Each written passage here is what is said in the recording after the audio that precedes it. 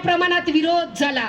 पण मी तुम्हाला सांगते 1928 ला 23 ऑक्टोबरला जेव्हा सायमन कमिशन आलं तर सायमन कमिशनच्या पुढे डॉक्टर बाबासाहेब आंबेडकर जेव्हा गेले तेव्हा त्यांनी या आदिवासीला मतदानाचा अधिकार द्यायचा का नाही जेव्हा असा प्रश्न केला तेव्हा त्यांनी यांना हे मालकीचे स्वतः मालक आहेत, यांची स्वतःची न्याय व्यवस्था आहे, हे सुज्ञ आहेत, अनेक लोकांपेक्षा वैचारिक दृष्टीनं अतिशय उच्च दर्जाची यांची संस्कृती आहे आणि यांना वोटचा अधिकार देणं अतिशय आवश्यक आहे हे बाबासाहेबांनी समजावून सांगितलं होतं. म्हणून तुम्ही हे वोट धरता आणि कोणाचे झेंडे धरून जाता. विचार करा, बाबासाहेबांचा विरोध करत असताना पहिली ही गोष्ट लक्षात असली पाहिजे की 28 मध्ये किंवा 28 मध्ये आम्ही शिकलो नव्हतो, आमचे बापही शिकले नव्हते, आम्ही जंगलातही होतो आणि अशा वेळी वोटचा जो अधिकार आहे डॉक्टर बाबासाहेब आंबेडकरांच्या मार्फतीने आपल्याला भेटलाय. अनपढ असेल, शिकलेला असेल नसेल, त्याला काही समजत नसेल, पागलही असेल तरी अंबानीला एकच वोट आणि इथल्या जनतेला एकच वोट. हंटर कमिशनच्या पुढे सुद्धा तेच मांडलं त्यांनी 33 मध्ये. ही जी वोटाची पावर आहे डॉक्टर बाबासाहेब आंबेडकरांना प्राप्त करून दिलेली आहे.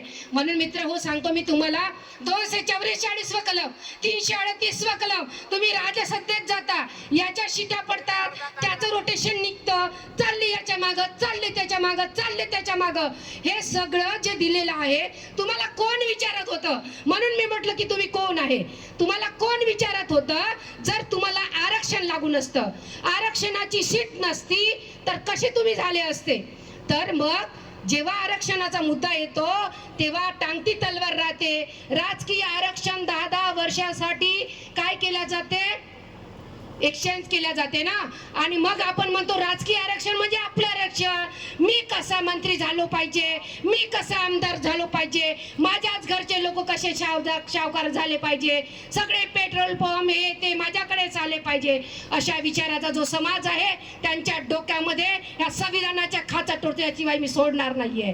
आणि म्हणून तुम्हाला सांगते आहे की बंधूनो आणि भगिनीनो, ही एकतेची लढाई आहे.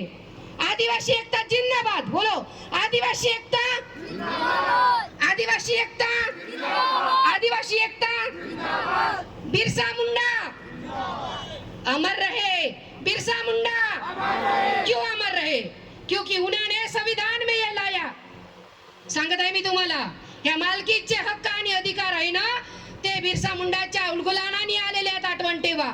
इथं तर शहीदवीर बाबूराव शेणमॅकेला 200 वर्ष क्रांतिकारक म्हणून कोणी घोषणा करायला तयार नाही. या नपुसकाच्या मागे तुम्ही जाणं सोडलं पाहिजे. समजलं का? या नपुसकाच्या मागे तुम्ही जाणं सोडलं पाहिजे. आज मला खूप चांगला मुका आला होता की राजसत्ता चालवणारी लोक माझ्या सोबत होती. मी म्हटलं आज नक्कीच कान टोचवणार आहे, पण ते सकाळीच आले, फुलं फेकून दिले ना पडून दिले. म्हणून म्हणते लोक येतील, लोक जातील, लोक येतील, लोक जातील. ही शहीद भूमी राहणार आहे. हा गोंडवाना जिवंत ठेवणार आहोत आम्ही. आणि हा गोंडवाना आमच्या मुलांच्या रक्तात नसा नसात केसा केसात भिनवणार आहोत. त्याच्याशिवाय आम्ही सोडणार नाही आहोत. रॉयल्टीचे अधिकार सुप्रीम कोर्ट जेव्हा मान्य करतो, तुम्ही खननाची सगळी संपत्ती आपल्या कलेक्टर ऑफिसला जमा करता. आदिवासीच्या विकासाची कामं कुठे केली हो तुम्ही? गिरिजाताई आदिवासी विकास विभागात आहेत. म्हणून मी प्रश्न करते आहे, सरकारला प्रश्न करते आहे, सत्ताधाऱ्याला प्रश्न करते आहे. लोक म्हणतात हे याचं सरकार. कोणाचं सरकार चालू आहे आता? सरकार कोणाचं चालू आहे? अरे इसलिए तो आप पूरे गधे हो गए हो.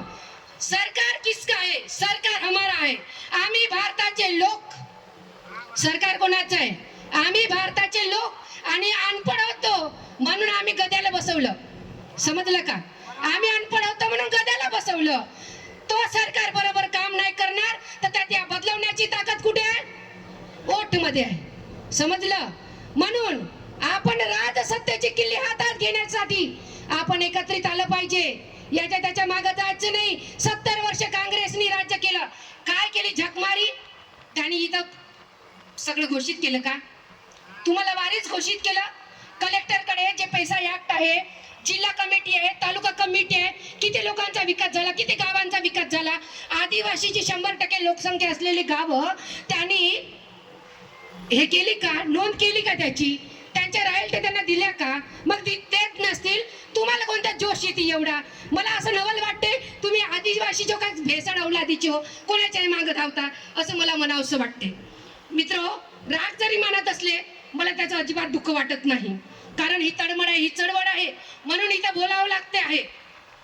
आमच्या जंगलातील लघुउद्योग, परंपरागत शेती, वन उत्पादन प्रक्रिया यावर आधारलेले विकास करणं ही आमची जिम्मेदारी आहे, सरकारची जिम्मेदारी आहे.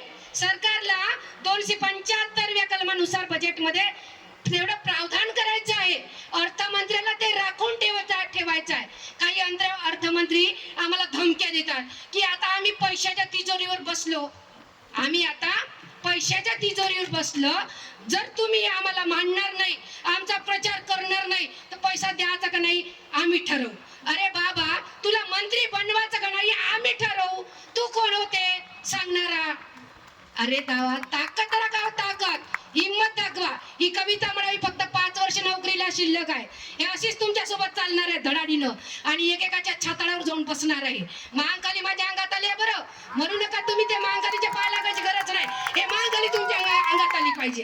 आणि ही धडाडीचं कार्य का आपल्याला करायचं आहे.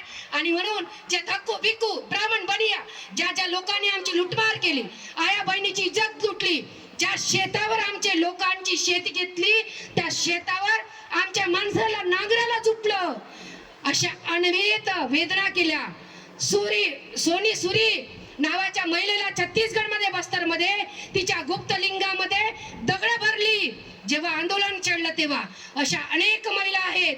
त्या महिलांच्या बाबतीत, पुरुषांच्या बाबतीत आणि त्यांच्या जे बटालियन आहेत, कोब्रा बटालियन छत्तीसगडचे 90% कोब्रा बटालियन हे आदिवासीचे आहेत, आदिवासीचे तरुण पोरं आहेत.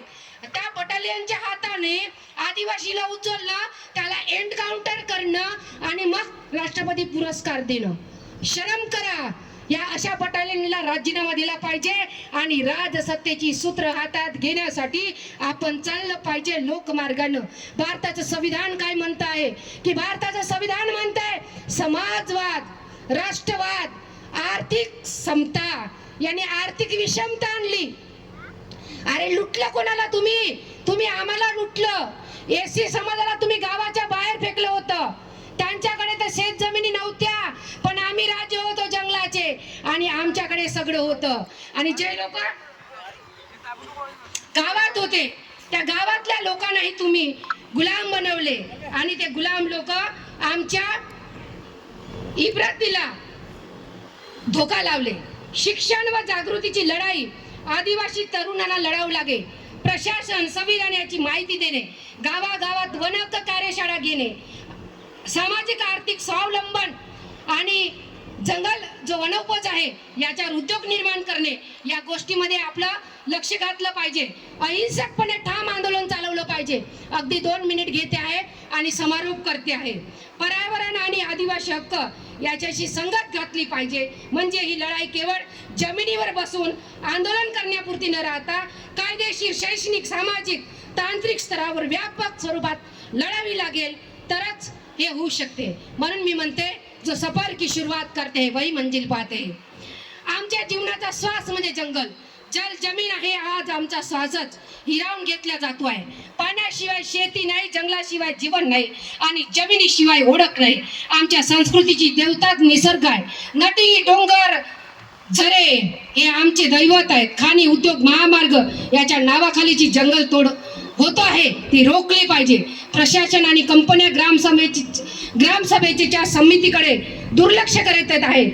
त्या ग्राम सभेकडे आपण ताकदीने सर्वजण उभे राहिलं पाहिजे. एका गावातल्या ग्रामसभेला नकारल्या जात असेल तर आपण त्या ठिकाणी मोठ्या समूहानं एक हमला बोलला पाहिजे, तरच आपले अधिकार आपण घेऊ शकतो. संविधानाला सोबतच घेऊन, सोबतच ठेवून आपण ही लढाई लढू शकतो. यासोबत आंबेडकरवाद, बहुजनवाद सोबत घ्यावं लागेल. एवढं बोलते, इथेच थांबते. जय भीम, जय प्रबुद्ध भारत, जय शहीद वीर बाबूराव शेळमाके, जय बिरसा, जय क्रांती, जय सजोर पेन, जय भिवाल पेन, जय राणी दुर्गावती.